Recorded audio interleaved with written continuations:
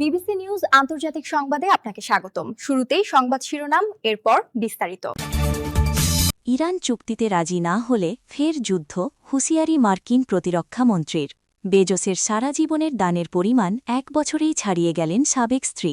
প্রেসিডেন্টের নির্দেশ পেলেই পদক্ষেপ, ফের যুদ্ধ শুরুর হুঁশিয়ারি মার্কিন প্রতিরক্ষা মন্ত্রীর। ইরান যুদ্ধ পুনরায় শুরুর প্রস্তুতি ইসরায়েলের। আপনি যদি মুসলিমদের পাশে থাকতে চান তাহলে ভিডিওতে লাইক করে চ্যানেলটি অবশ্যই সাবস্ক্রাইব করে দিবেন এবং কমেন্টে জানিয়ে দিবেন আপনার মূল্যবান মতামত। ইরান চুক্তিতে রাজি না হলে ফের যুদ্ধ, হুঁশিয়ারি মার্কিন প্রতিরক্ষা মন্ত্রীর। ইরান চুক্তিতে রাজি না হলে যুক্তরাষ্ট্রের সামরিক বাহিনী পুনরায় যুদ্ধ শুরু করার জন্য প্রস্তুত রয়েছে বলে হুঁশিয়ারি করে দিয়েছেন মার্কিন প্রতিরক্ষামন্ত্রী পিট হেগসেথ। বৃহস্পতিবার ওয়াশিংটন ডিসিতে ইরানের সঙ্গে যুদ্ধের বিষয়ে এক সংবাদ ব্রিফিংয়ে ওই হুঁশিয়ারি দিয়েছেন তিনি। হেগসেথ বলেন, মার্কিন নৌবাহিনী হরমুজ প্রণালী দিয়ে জাহাজ চলাচল নিয়ন্ত্রণ করছে, কারণ ইরানের আর কোনো নৌবাহিনী নেই। হেগসেথ বলেছেন, ইরান যদি কোনো চুক্তিতে সম্মত না হয় তবে মার্কিন বাহিনী যুদ্ধ শুরু করতে প্রস্তুত। হেগসেথ বলেন, চীন যুক্তরাষ্ট্রকে আশ্বস্ত করেছে তারা যুদ্ধবিরতির সময় ইরানে অস্ত্র পাঠাবে না। হরমুজ প্রণালী প্রসঙ্গে মার্কিন প্রতিরক্ষামন্ত্রী বলেন, এই প্রণালী উন্মুক্ত করতে সহায়তার জন্য অন্য দেশগুলোকে স্বাগত জানাবে ওয়াশিংটন। ওয়াশিংটন ডিসিতে সাংবাদিকদের সঙ্গে আলাপকালে পিট হেগসেথ বলেন, যতদিন প্রয়োজন ইরানের ওপর নৌ অবরোধ ততদিন জারি রাখবে যুক্তরাষ্ট্র। তিনি বলেছেন, ইরানের বর্তমান সর্বোচ্চ নেতা মোজতবা খামেনি আহত হয়েছেন বলে ধারণা করা হচ্ছে এবং তিনি বেঁচে আছেন। আপনি যদি মুসলিমদের পাশে থাকতে চান তাহলে ভিডিওতে লাইক করে চ্যানেলটি অবশ্যই সাবস্ক্রাইব করে দিবেন এবং কমেন্টে জানিয়ে দিবেন আপনার মূল্যবান মতামত। বেজোসের সারা জীবনের দানের পরিমাণ 1 বছরেই ছাড়িয়ে গেলেন সাবেক স্ত্রী। অ্যামাজন প্রতিষ্ঠাতা জেফ বেজোসের সাবেক স্ত্রী ও বিশিষ্ট দাতা ম্যাকেনজি স্কট বয়স্ক ও ঘরবন্দি মানুষের সহায়তায় নিয়োজিত সংস্থা মিলস অন হুইলস আমেরিকাকে 7 কোটি $70 মিলিয়ন অনুদান দিয়েছেন। সম্পূর্ণ শর্তহীনভাবে দেওয়া এই অর্থ সংস্থাটির দেশব্যাপী বিস্তৃত নেটওয়ার্ককে আরও শক্তিশালী করবে, যা প্রবীণদের খাবার সরবরাহ, নিরাপত্তা নিশ্চিতকরণ এবং সামাজিক যোগাযোগ বৃদ্ধিতে কাজ করে। সংস্থাটির পক্ষ থেকে জানানো হয়েছে, এই অনুদান এমন এক সময়ে এলো যখন প্রায় 1,40,00,000 প্রবীণ নাগরিক খাদ্য নিরাপত্তাহীনতায় ভুগছেন এবং 56% প্রবীণ একাকিত্ব অনুভব করছেন।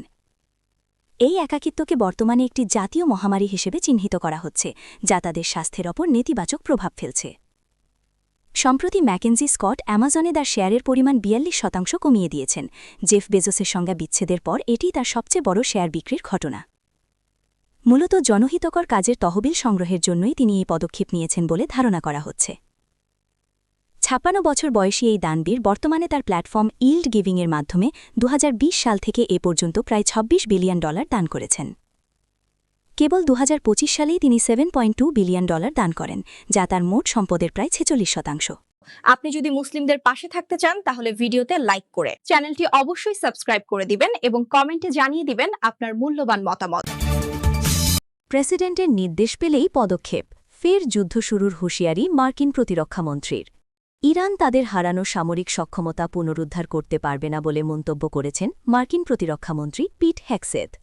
একই সঙ্গে তেহরানকে পরবর্তী পদক্ষেপ বুদ্ধিমত্তার সঙ্গে বেছে নেওয়ার আহ্বান জানিয়েছেন তিনি।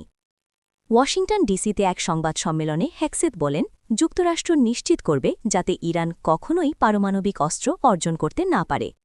তিনি জানান, এই লক্ষ্য অর্জনে যুক্তরাষ্ট্র প্রথমে ভাইস প্রেসিডেন্ট জেডি ভ্যান্সের নেতৃত্বে কূটনৈতিক পথকে অগ্রাধিকার দিচ্ছে, তবে প্রয়োজনে কঠোর পথেও এগোনো হবে। তিনি সতর্ক করে বলেন, ইরান ভুল সিদ্ধান্ত নিলে তাদের ওপর অবরোধ আরও জোরদার হবে এবং অবকাঠামো, বিদ্যুৎ ও জ্বালানি খাতে হামলা চালানো হতে পারে। ইরানের সামরিক নেতৃত্বকে উদ্দেশ্য করে হেগসেথ বলেন, আমরা আপনাদের ওপর নজর রাখছি। তিনি দাবি করেন, যুক্তরাষ্ট্র ও ইরানের সামরিক সক্ষমতা সমান নয় এবং এটি সমান লড়াই নয়। তার ভাষায়, আমরা আরও শক্তিশালী হচ্ছি আর আপনারা অবশিষ্ট ক্ষেপণাস্ত্র ও লঞ্চার খুঁজে বের করছেন, যেগুলো প্রতিস্থাপনের কোনো সক্ষমতা আপনাদের নেই।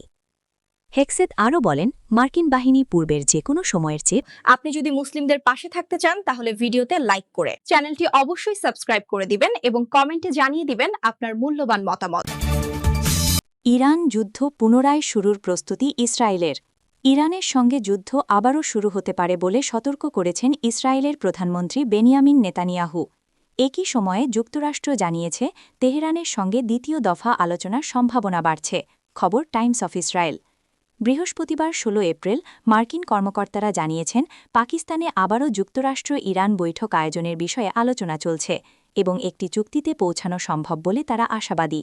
এদিকে বুধবার একটি পাকিস্তানি প্রতিনিধি দল তেহরানে পৌঁছে ইসলামাবাদে হওয়া আগের বৈঠকের ধারাবাহিকতা নিয়ে আলোচনা করেছে।